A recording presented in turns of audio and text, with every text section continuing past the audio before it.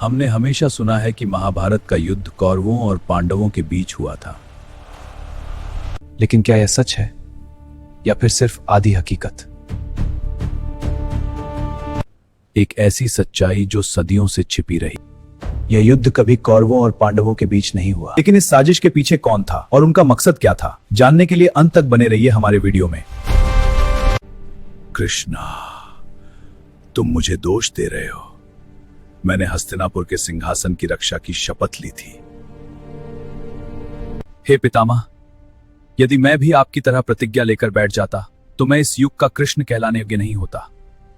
आपने सिंहासन चुना, मैंने मानवता चुनी। पितामह, यह युद्ध तो उस दिन रचा जा चुका था जब आपने महान योद्धा होते हुए भी माता देवकी को मामा कंस के हाथों बंदी बनते देखा था। यह युद्ध तब प्रारंभ हुआ था जब आपने पांडवों को खांडव प्रस्थ की बंजर भूमि इंद्रप्रस्थ के रूप में दी थी। मैंने केवल मोहरों को सही स्थान पर रखा।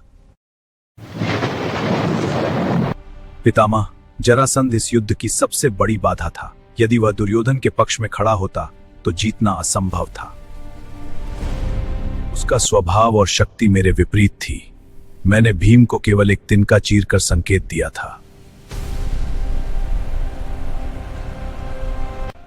पर वास्तव में मैंने उस दिन अधर्म की एक विशाल सेना का अंत कर दिया था।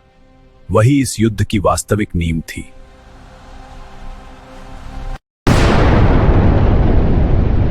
मैंने ही जयद्रथ के स्वप्न में आखेट का सुझाव डाला था। मैं चाहता था कि वह अपना असली चेहरा दिखाए। पांडवों, मैं महादेव की शरण में जाऊंगा और ऐसा वर मांगू कि तुम सब तड़पोगे। मैं इस अपमान का प्रतिशोध लूंगा। हे कृष्ण, मैंने आपके स्वागत में 56 भोग तैयार करवाए हैं। आप राजमहल में विश्राम करें। दुर्योधन, तुम्हारे पास अहंकार है, प्रेम नहीं। आज मैं महात्मा विदुर के निवास पर विश्राम करूंगा। प्रभु, यह मैंने क्या किया? मैं आपको फल की जगह छिलके खिला रहा हूं, आप रुके क्यों नहीं? विदुर जी, जो स्वाद आपके प्रेम भरे छिलकों में था वह दुर्योधन के 56 भोग में कहां? हृदय का भाव ही मेरा असली भोजन है। तात विदुर, आपने राजद्रोह किया है। हमारे टुकड़ों पर पलने वाले दासी पुत्र, अपनी मर्यादा मत भूलो। बस करो दुर्योधन, मैं तुम्हारा तात नहीं। दुर्योधन, जिस सेनापति का अपमान उसका राजा करे वह उसके लिए युद्ध नहीं लड़ेगा।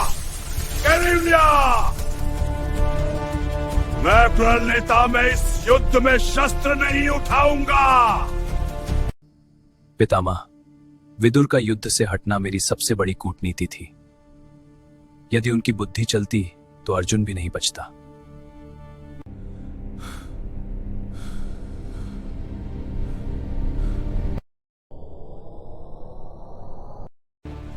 देखिए, अर्जुन को पशुपतास्त्र दिलाने वाला मैं था। गांडीव भी मेरे कारण ही उसे मिला।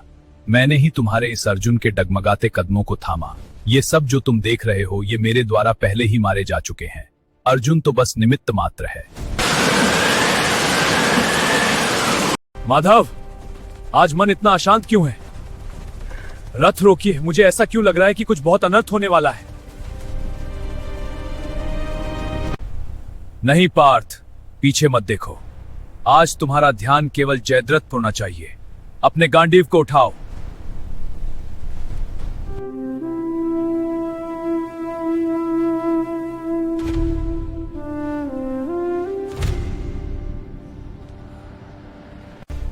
पितामह, मैंने ही अभिमन्यु को उस चक्रव्यूह में अकेला छोड़ा।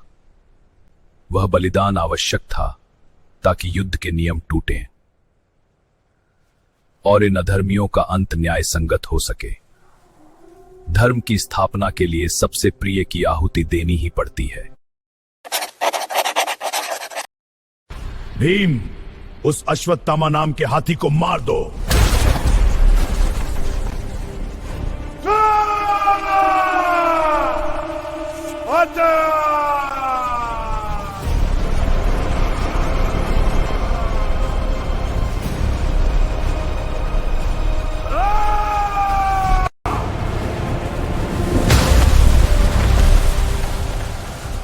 अश्वत्थामा मारा गया। धर्मराज, क्या मेरा पुत्र मर गया? अश्वत्थामा हता नरो व कुंजरो व। फिर तेज शंख की आवाज जो युधिष्ठिर के आखिरी शब्दों को दबा देती है।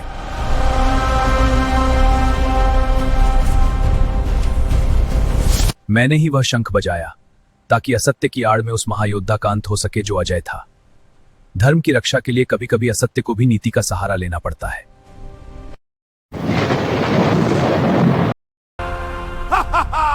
सूर्यास्त हो गया अर्जुन, अब अपनी चिता तैयार करो, तुम हार गए। अर्जुन, अभी संध्या नहीं हुई है, यह केवल एक माया थी। अपना गांडीव उठाओ।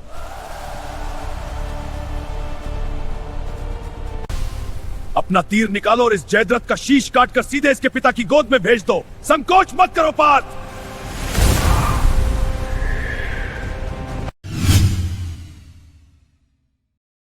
मैं ही था जिसने इंद्र को प्रेरित किया कर्ण के कवच कुंडल लेने के लिए। मैं ही था जिसने पग पग पर अर्जुन के प्राणों की रक्षा की।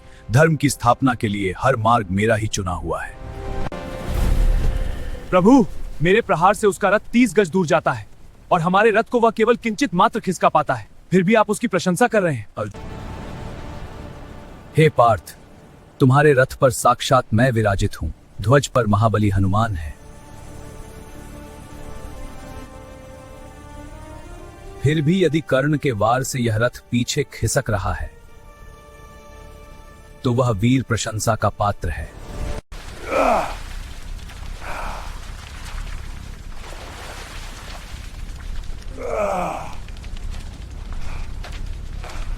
अर्जुन, अभी तीर चलाओ। इसके लिए धर्म मत ढो। इसने द्रौपदी के अपमान के समय धर्म नहीं देखा था। आज न्याय का समय है।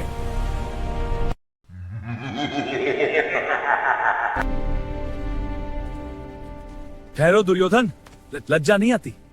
इतने बड़े योद्धा होकर अपनी माता के सामने इस अवस्था में जा रहे हो? बढ़िया। माधव माता का आदेश है, पर तुम अब बालक नहीं हो दुर्योधन। कम से कम अपनी जंघाओं पर यह केले का पत्ता तो लपेट लो।